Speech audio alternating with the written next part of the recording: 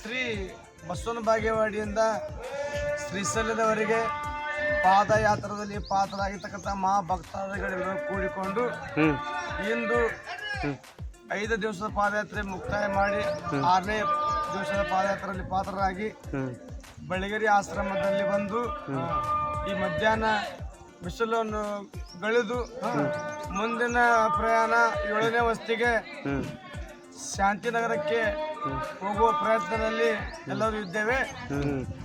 ಅದರಂತೆ ಈ ಪಾದಯಾತ್ರದಲ್ಲಿ ಪಾತ್ರರಾಗಿರ್ತಕ್ಕಂಥ ಮಹಾಭಕ್ತಾದಿಗಳು ಕಾಲು ಬ್ಯಾನೆ ಅಥವಾ ಕಾಲು ಹೊಡೆದರೆ ಶಂಕರ ಉಕ್ಲಿ ಅವರು ಕೊಬ್ಬರಿಯನ್ನು ತಗೊಂಡು ಒಂದು ಗಿಡದ ನೆರಳಿಗೆ ಹಾಳಿ ಹಾಸಿ ಭಕ್ತಾದಿಗಳನ್ನು ಸೇವೆ ಮಾಡ್ಕೋತಾ ಆ ಗುರುನಾಥನ ಸೇವೆ ಈಶ್ವರ ಸೇವೆ ಎಂದು ಈ ಪಾದಯಾತ್ರದಲ್ಲಿ ಪಾತ್ರರಾಗಿರ್ತಕ್ಕಂಥ ಮಹಾಭಕ್ತಾದಿಗಳು ಕಾಲು ತಿಕ್ಕಿ ಕಾಲನ್ನು ಶುದ್ಧ ಮಾಡಿ ಪಾದಯಾತ್ರೆಯಲ್ಲಿ ಮರಳಿ ಅವರನ್ನು ಹೋಗುವಂತೆ ಮಾಡ್ತಾರ.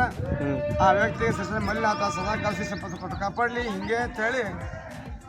ನಿಮಗೆ ಅಲ್ಲಿಗೆ ಮಲ್ಲನಾಥನಂತಲ್ಲಿ ಹೋದ್ರೆ ಏನು ಕೊಡ್ತಾನಂತೇಳಿ ಇಷ್ಟೆಲ್ಲ ಕಷ್ಟಪಡ್ತೀರಿ ನೀವು? ನಮ್ಮ ಮಲ್ಲನಾಥ ನಾವು ಬೇಡಿದ್ದೆ ಕೊಡ್ತಾನ. ನಮ್ಮ ಭಕ್ತಿ ಪೂರ್ವಕ ಹೋದೀವಿ ಅಂದ್ರೆ ನಾವು ಭಕ್ತಿ ಪೂರ್ವಕ ಹೋಗಿದ್ದೆ ಕರೆ ಆಗೈತಂದ್ರೆ ನಾವು ಏನು ಬೇಕು ಅನ್ಕೊಂಡೆ ಅದು ಅನ್ಕೊಂಡಿದ್ದು ಆಗದೈತಿ. ನಮ್ಗೆ ನಂಬಿಕೆ ಐತಿ ಮಲ್ಲಯ್ಯನೇ ಸಾಕ್ಷಾತ್ ಪರಮಾತ್ಮನೇ ದರಿಗಳನ್ನು ನಾವು ಕೆಲಸದಲ್ಲಿ ನಾವು ಹೇಳಲು ಇಚ್ಛಿಸ್ತೀವಿ. ಎಷ್ಟನೇ ವರ್ಷದ ಪಾದಯಾತ್ರೆ ನಿಮ್ದು? ನಮ್ಮದು 21, 22ನೇ ಪಾದಯಾತ್ರೆಯಲ್ಲಿ ಪಾತ್ರರಾಗಿ ಇಂದು ಈ ವರ್ಷ ಸಂಪೂರ್ಣ ಮುಕ್ತಾಯವಾದರೆ 22 ವರ್ಷ ಕಂಪ್ಲೀಟ್ ಆಗ್ತದೆ. ನೀವು ಇಷ್ಟು ದಿವಸ ಹೋಗಿದ್ದಕ್ಕೆ ನಿಮಗೆಲ್ಲ ಏನು ಕೊಟ್ಟಾನೆಲ್ಲ ಆ ಮಲ್ಲಯ್ಯ ಎಲ್ಲ? ಹೋಗಿದ್ದೇವೆ ನಾವು ಏನು ಅನ್ಕೊಂಡೇವಿ ಎಲ್ಲ ಕೊಟ್ಟನ.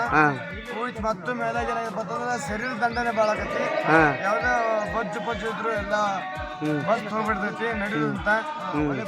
ಮತ್ತು ಒಳ್ಳೆ ಸಂಸ್ಕಾರ, ಒಳ್ಳೆ ಬುದ್ಧಿ, ನೀತಿ ಕಥೆಗಳನ್ನು ಇಲ್ಲಿ ಹೇಳಿರಲ್ಲ. ಅದರಂತ ಕೆಲವೊಂದು ನಮ್ಮ ಕಲಿಬೇಕಾದ ಪಾಠವನ್ನು ಕಲ್ತಿರ್ತೀವಿ.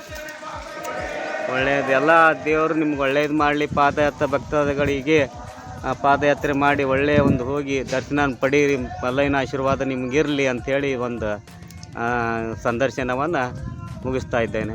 ನಮಸ್ಕಾರ ಎಲ್ಲರಿಗೂ. ಧನ್ಯವಾದ.